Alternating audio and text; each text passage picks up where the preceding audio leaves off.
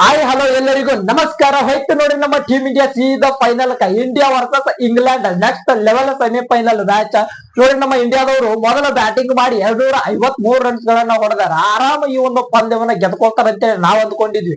ಆದ್ರೆ ಇವತ್ತಿನ ಮ್ಯಾಚ್ ಒಳಗ ಬೆನ್ನ ಹತ್ತಿದ ಬೇತಾಳ ಬೆನ್ನ ಹತ್ತಿದಂಗ ಹತ್ತಿದ್ದ ಬೆಥಲ್ ಅನ್ನುವಂತ ಪ್ಲೇಯರ್ ನೆಕ್ಸ್ಟ್ ಲೆವೆಲ್ ಬ್ಯಾಟಿಂಗ್. ಆ ಪ್ಲೇಯರ್ ಇರೋ ಮಟ್ಟನ ನಮ್ಮ ಟೀಮ್ ಇಂಡಿಯಾದವರು ಈ ಒಂದು ಮ್ಯಾಚ್ ಅನ್ನ ಗೆಲ್ತಾರ ಅಂತೇಳಿ ಊಹೆ ಕೂಡ ಮಾಡ್ಕೋದಕ್ಕೆ ಸಾಧ್ಯ ಇಲ್ಲ. ಅಷ್ಟೇ ಡೇಂಜರ್ ಬ್ಯಾಟಿಂಗ್ ಆಡಾಕತ್ತಿತ್ತು.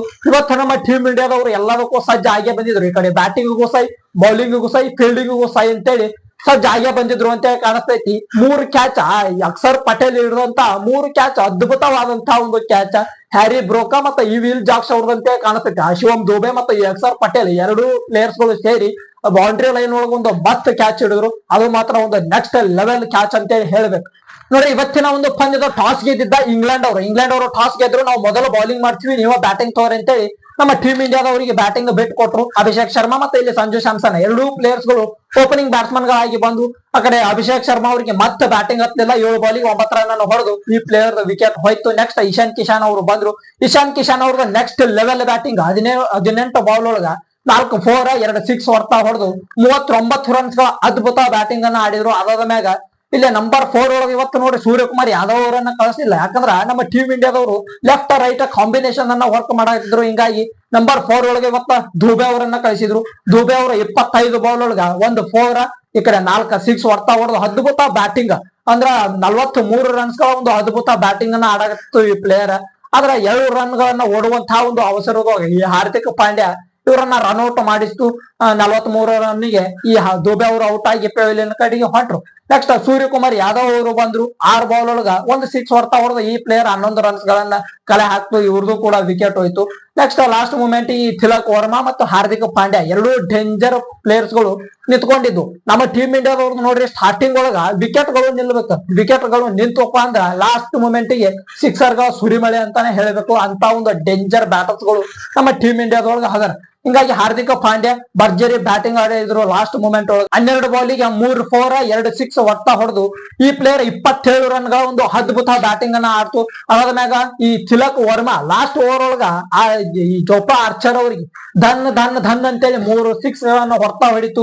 7 ಬಾಲ್ ಒಳಗ 3 6 ಹೊಡ್ತಾ ಹೊಡೆದು ಈ ಪ್ಲೇಯರ್ 21 ರನ್ ಗಳನ್ನ ಈ ಪ್ಲೇಯರ್ ಕಲ ಹಾಕ್ತು. ಇಲ್ಲಿ ನೆಕ್ಸ್ಟ್ ಲೆವೆಲ್ ಬ್ಯಾಟಿಂಗ್ ಅಂತ ಹೇಳಿ ಹೇಳ್ಬೇಕು. ಇಲ್ಲಿಗೆ ನಮ್ಮ ಟೀಮ್ ಇಂಡಿಯಾದ ಬ್ಯಾಟಿಂಗ್ ಮುಕ್ತಾಯ ಆಯ್ತು. ಅಂದ್ರೆ ನೆಕ್ಸ್ಟ್ ಅಕ್ಷರ್ ಪಟೇಲ್ ಅವರು ಬಂದು 1 2 ರನ್ ಅನ್ನ ಹೊಡೆದ್ರು. ಆ ಕಡೆ ವರುಣ್ ಚಕ್ರವರ್ತಿ ಅವರು ಬಂದು ಅವ್ರದೊಂದು ಲೆಗ್ ಬಾಯ್ ಆಗಿ ಅವ್ರದೊಂದು 2 ರನ್ಸ್ ಗಳು ನಮ್ಮ ಟೀಮ್ ಇಂಡಿಯಾಕ್ಕೆ ಸಿಕ್ಕು. ಇಲ್ಲಿಗೆ ನಮ್ಮ ಟೀಮ್ ಇಂಡಿಯಾದವರು 20 ಓವರ್ ಗಳಿಗೆ 7 ವಿಕೆಟ್ಸ್ ಗಳನ್ನ ಕಳ್ಕೊಂಡು 253 ರನ್ಸ್ ಗಳನ್ನ ಕಲೆ ಹಾಕಿದ್ರು. ನೆಕ್ಸ್ಟ್ 254 ರನ್ ಗಳ ಟಾರ್ಗೆಟ್ ಅನ್ನ ಈ ಇಂಗ್ಲೆಂಡ್ ಅವರಿಗೆ ಕೊಟ್ಟರು. ಇನ್ನು ನೆಕ್ಸ್ಟ್ ಇಂಗ್ಲೆಂಡ್ ಅವರು ಬ್ಯಾಟಿಂಗ್ ಮಾಡೋದಕ್ಕೆ ಬಂದ್ರು. ಇಲ್ಲಿ ನೋಡಿ ನಮ್ಮ ಟೀಮ್ ಇಂಡಿಯಾದ ಬೌಲರ್ಸ್ ಗಳು ಆದಷ್ಟು ಬೇಗ ಮೇನ್ ವಿಕೆಟ್ಸ್ ಗಳು ಏನಿದ್ವು ಈ ಹ್ಯಾರಿ ಬ್ರೋಕ್ ಅವ್ರದ್ದಾಯ್ತು, ಫಿಲ್ ಸಾಲ್ಟ್ ಅವ್ರದ್ದಾಯ್ತು, ಆ ಕಡೆ ಜಾಸ್ ಬಟ್ಲರ್ ಅವ್ರದ್ದಾಯ್ತು. ಎಲ್ಲಾ ವಿಕೆಟ್ಸ್ ಗಳನ್ನ ಆದಷ್ಟು ಜಲ್ದಿ ತಗೊಂಡ್ರು. ಆದ್ರ ಇವತ್ತಿನ ಮ್ಯಾಚ್ ಅನ್ನ ಪೂರ್ತಿ ಕುತ್ತಿಗೆ ಮಟ್ಟ ತಗೊಂಡ್ಬಂದಿದ್ದು ಯಾವ್ದಾದ್ರು ಒಂದು ಪ್ಲೇಯರ್ ಐತಪ್ಪ ಅಂದ್ರೆ ಅದು Jacob Bethell. Next level batting ಆಡ್ತು. ಆ ಕಡೆ ವರುಣ್ ಚಕ್ರವರ್ತಿ ನೋಡ್ರಿ 1ನೇ ಓವರ್ ಒಳಗ 3 4 6 ಅನ್ನು ಹೊಡಿತಿದ್ರು ಪ್ಲೇಯರ್. ಹಿಂಗಾಗಿ ಡೇಂಜರ್ ಬ್ಯಾಟಿಂಗ್ ಅನ್ನ ಈ ಪ್ಲೇಯರ್ ಆಡ್ತು. ಜಾಕೋಬ್ ಬೆಥಲ್ 48 ಬಾಲ್ ಒಳಗ 8 4 7 6 ಹೊಡ್ತಾ ಹೊಡೆದು ಈ ಪ್ಲೇಯರ್ 105 ರನ್ ಗಳ ಒಂದು ಅದ್ಭುತ ಬ್ಯಾಟಿಂಗ್ ಅನ್ನ ಆಡ್ತು.